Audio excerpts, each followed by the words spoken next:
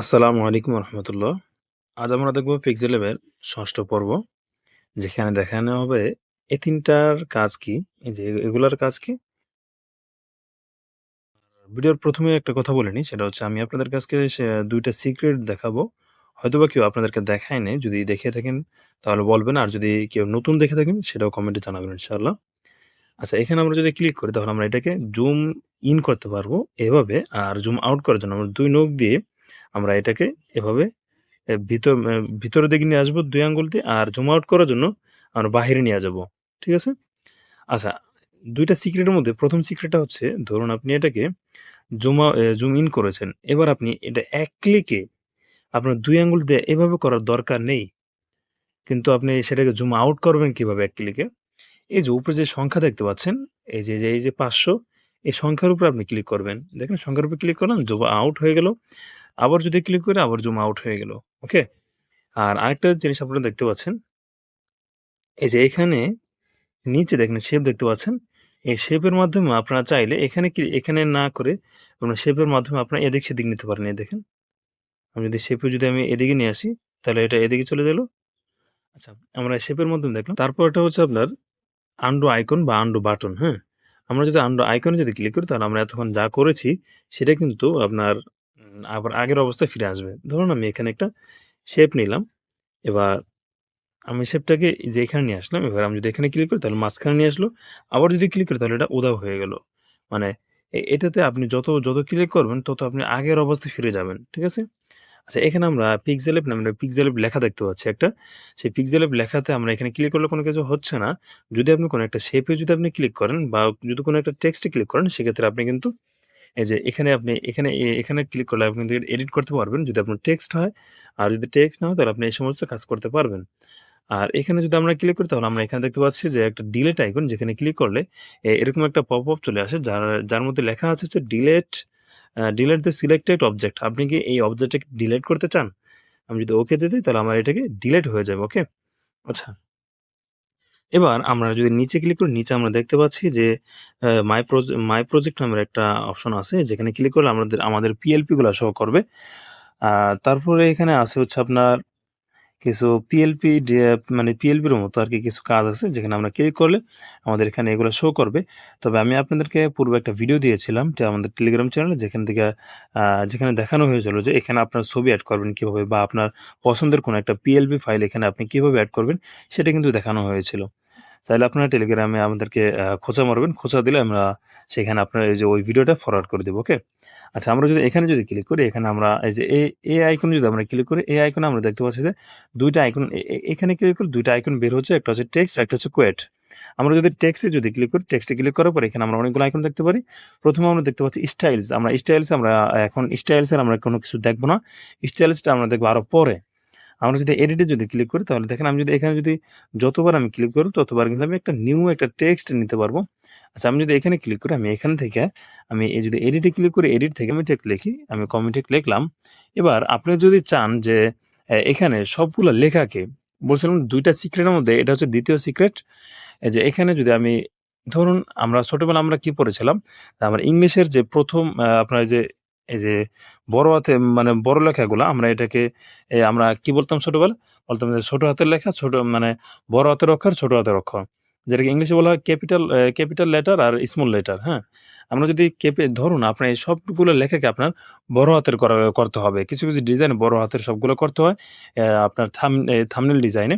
So এখন আপনি সবগুলা বড় হাতের অক্ষর কিভাবে করবেন? আপনি এক ক্লিকে কিন্তু করতে পারবেন। সেটা হচ্ছে আপনি এখানে পুরোটা মার্ক করবেন। মার্ক করার পর এবার উপরে দেখেন ডবল টি একটা আইকন দেখাচ্ছে। আমরা যদি এখানে যদি ক্লিক করি, দেখেন এখানে ক্লিক করলে সবগুলো কিন্তু বড় হাতের আপনার হয়ে গেল বা ক্যাপিটাল লেটার হয়ে গেল। আমরা যদি আবার এটাকে মার্ক করি, মার্ক করার পর আমরা যদি এখানে ক্লিক করি, ক্লিক করে কিন্তু সবগুলো কিন্তু আবার স্মল লেটার হয়ে গেল। ঠিক আছে? আবার যদি ক্লিক করি তাহলে এখানে ২ টাই হয়। যেহেতু আমি আপনাদেরকে টেক্সটের কোনো একটা বিষয় দেখাচ্ছি, সো আমি আপনাদের কিবোর্ডের একটা জিনিস দেখাই। আমি যদি এখানে ক্লিক করি, ক্লিক করার পর আমি আবার আগের অবস্থায় যদি, ধরুন আপনি সবগুলো ছোট হাতে লেখছেন। আপনি খুব দ্রুতভাবে সব ছোট হাতে লেখছেন। আপনি বিভিন্ন আপনি অনেকগুলো টেক্সট লেখছেন, যেগুলো আপনার ছোট হাতে লেখছেন সবগুলা। এবার আপনি চাচ্ছেন যে প্রত্যেকটা আপনি প্রত্যেকটা শব্দের বা প্রত্যেকটা বাক্যের আপনার সবগুলো শুরুতে আপনি আপনার ১ম অক্ষরটা আপনি কি রাখবেন? ক্যাপিটাল রাখবেন। সেটা কিভাবে করবেন? সেটা করার জন্য আমরা এটা পুরোটা মার্ক করব। মার্ক করার পর আমরা কিবোর্ডের আমি যে বোর্ড ব্যবহার করতেছি গুগলের একটা কিবোর্ড। এই যে এখানে শিফট বাটন আমরা দেখতে পাচ্ছেন একদম বাম পাশে। এই শিফট বাটনে ক্লিক করে দেখেন এখানে প্রত্যেকটা আপনার শব্দের শুরুতে, শুরুতে আপনার সবগুলা ১ম অক্ষরটা কিন্তু বড় হয়ে গেল গা। ক্যাপিটাল অক্ষর হয়ে গেছে। ঠিক আছে?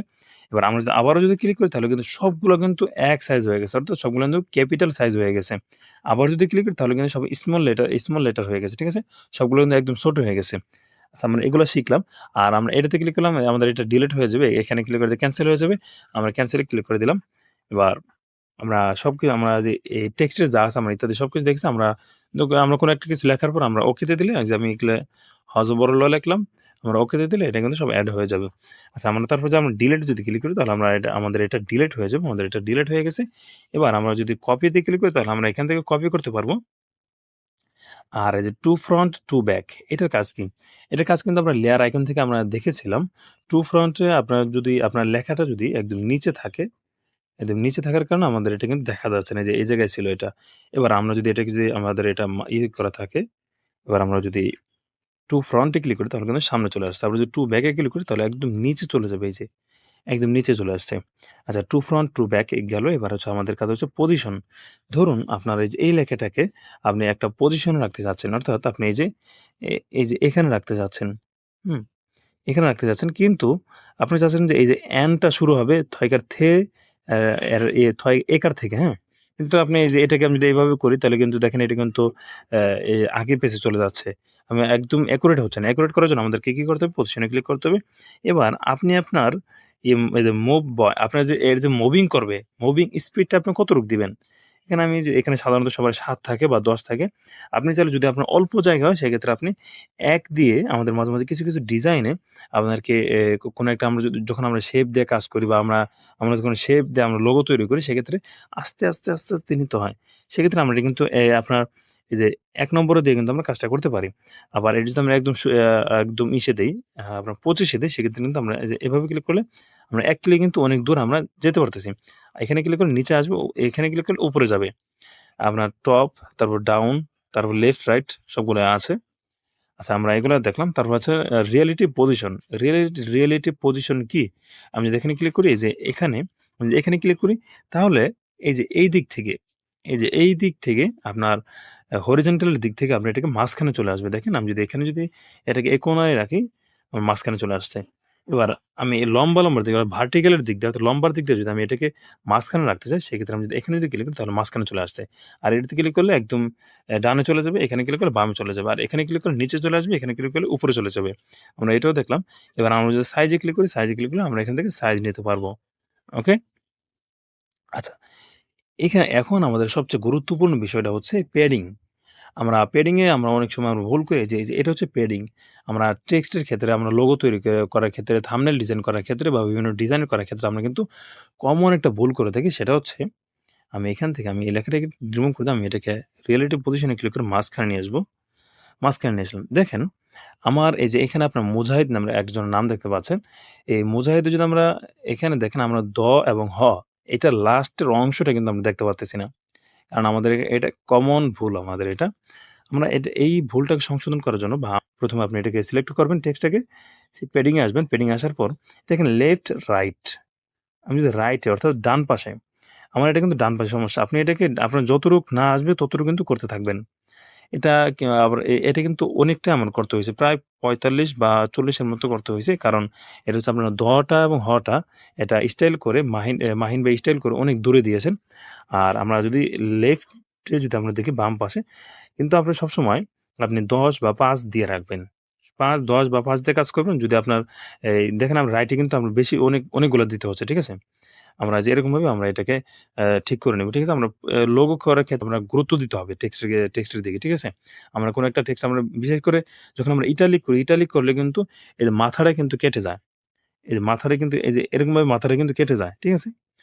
আচ্ছা এরপর থেকে যেন আপনাদের কোনো ভুল না হয় এই প্যাডিং এর ক্ষেত্রে। ওকে? তারপর হচ্ছে আপনাদের কালার। কালার অনেক সময় লাগবে না যেহেতু ভিডিওটা 10 মিনিট হয়ে গেছে। সো আমরা এর পরবর্তী ভিডিওতে আমরা ৭ম পর্ব ভিডিওতে আমরা দেখব এই কালার থেকে নিয়ে একদম শেষ পর্যন্ত। ওকে?